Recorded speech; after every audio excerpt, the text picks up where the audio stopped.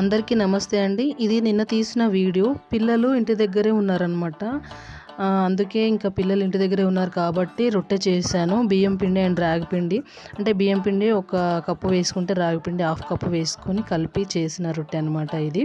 అయితే పిల్లలు అస్సలు తినరనుకున్నా, ఎందుకంటే ఇదివరకు అయితే అస్సలు తినేది కాదు, కానీ మంచిగా తిన్నారనమాట. ఈ రోజుల్లో పిల్లలు ఎక్కువగా జంక్ ఫుడ్ తింటున్నారు, కానీ మా పిల్లలకి అప్పుడప్పుడు ఇలా రాగి పిండితో రొట్టె చేస్తాను. ఒక్కోసారి జావ కూడా చేస్తాను, కానీ జావ మాత్రం అస్సలు తాగరు, తినరు అనమాట. దానికి సంబంధించి మనం రాగి పిండితో ఏది చేసినా తినరు, ఎందుకంటే అది హెల్దీ అని చెప్పేసి నేను పెట్టడానికి ట్రై చేస్తూ ఉంటాను, కానీ అస్సలు తినరనమాట.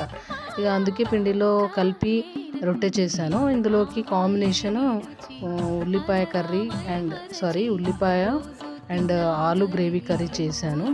పిల్లలు ఇష్టంగా తిన్నారనమాట. సక్సెస్ఫుల్గా పిల్లలకి రొట్టె అయితే తినిపించాను. ఇదివరకు అయితే తినేవాళ్ళు కాదు, మొత్తానికైతే తిన్నారు. చాలా హ్యాపీ. మీ పిల్లలకు కూడా ఇలా డైరెక్ట్గా రాగి పిండితో చేసినవి తినకపోతే ఇలా బియ్యం పిండిలో కానీ లేదా గోధుమ పిండిలో కానీ కొంచెం కలిపి వాళ్ళకి టేస్ట్ అనేది కొంచెం కలిపితే అంతగా తెలియకుండా, అంటే రాగి పిండి కొంచెం టేస్ట్ డిఫరెంట్గా ఉంటుంది. సో ఆ టేస్ట్ అనేది తెలియకుండా ఇట్లా వేరే వేరే పిండిలో కలిపి మనం పెట్టినట్లయితే వాళ్ళు ఇష్టంగా తింటారు.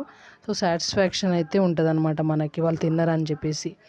సో ఈ వీడియో మీకు ఎలా అనిపించిందో నాకు ఒక లైక్ చేయండి, షేర్ చేయండి, కామెంట్ చేయండి, అలాగే సబ్స్క్రైబ్ కూడా చేసుకోండి. అలాగే వెళ్ళే ముందు మీరు కొత్తగా చూస్తున్నట్లయితే ఒక లైక్ అయితే కొట్టండి, సబ్స్క్రైబ్ అయితే చేసుకోండి. Thanks for watching. బాయ్.